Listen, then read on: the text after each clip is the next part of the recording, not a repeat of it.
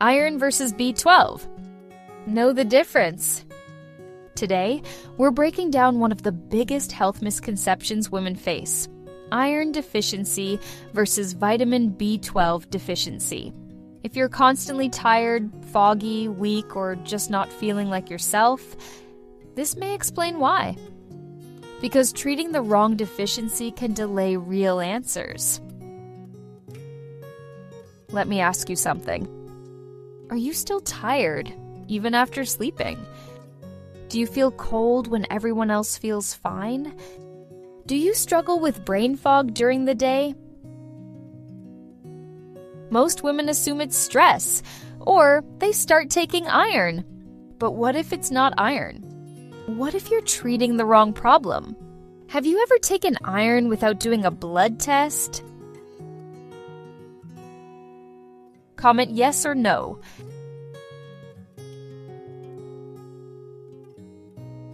I'm going to show you how to tell the difference. Let's start with iron. Iron's main job is oxygen transport. It helps your body produce hemoglobin, the protein in red blood cells that carries oxygen from your lungs to the rest of your body. When iron is low, oxygen delivery drops. And when oxygen drops, energy drops. That's why iron deficiency often causes physical fatigue, weakness, shortness of breath, feeling drained easily. If climbing stairs feels harder lately, this matters. Quick quiz. What is iron mainly responsible for in the body? A. Supporting nerve signals. B. Carrying oxygen in the blood. C. Controlling blood pressure. D. Improving digestion. Answer B. Carrying oxygen in the blood. Iron helps red blood cells carry oxygen throughout the body. When iron is low, your cells receive less oxygen, which can make you feel tired and weak. Did you get that right? Comment yes if you did. Now let's talk about vitamin B12. B12 also helps form red blood cells, but its role goes beyond that. Vitamin B12 supports your nervous system. It supports your brain.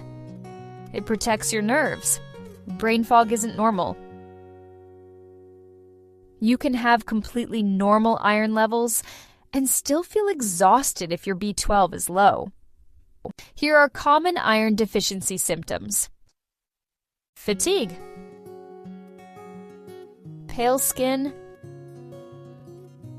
hair shedding,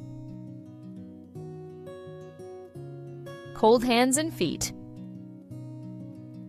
shortness of breath. Which of these sounds familiar? Type iron in the comments if this feels like you. Now, B12 deficiency may look like this: fatigue, brain fog, tingling in your hands or feet, memory issues, mood changes. If you've ever experienced numbness or pins and needles sensations, don't ignore that. That's neurological. This is where it gets confusing. Iron and B12 deficiency share symptoms: fatigue, weakness, dizziness, headaches. And that overlap is why guessing is risky. You may assume it's iron when it's actually B12. Another quick check. Which symptom can occur in both iron deficiency and B12 deficiency? A. Fatigue. B. Sneezing. C. Tooth pain. D. Skin rash. Answer A. Fatigue. That's why it's easy to confuse these two deficiencies. Both iron and B12 problems can cause fatigue, weakness, and dizziness. Were you surprised by that? Let me know in the comments. Self-treating without testing can backfire. Taking iron when you don't need it can cause constipation, stomach pain, nausea, and in rare cases, iron overload. And taking B12 without understanding the cause may delay diagnosis. Fatigue is a symptom, it is not a diagnosis. Stop treating symptoms blindly. So what should you do? Test. Don't guess. Ask your healthcare provider about a CBC, ferritin, serum iron, vitamin B12 levels. Ferritin checks your stored iron. B12 testing checks nerve-supporting levels. When was your last blood test? Save this video for your next doctor visit. Symptoms should never be evaluated in isolation. Context matters. A woman with heavy menstrual cycles may be losing iron monthly. A vegetarian or someone with digestive issues may struggle with B12 absorption. Pregnancy increases nutrient demand. Medications can affect absorption. This is why working with a professional matters. What if you're treating the wrong problem? The only way to know the difference between iron deficiency and B12 deficiency is testing. You don't guess, you test. If you're constantly tired, foggy, weak, or cold, don't normalize it. Your body is communicating.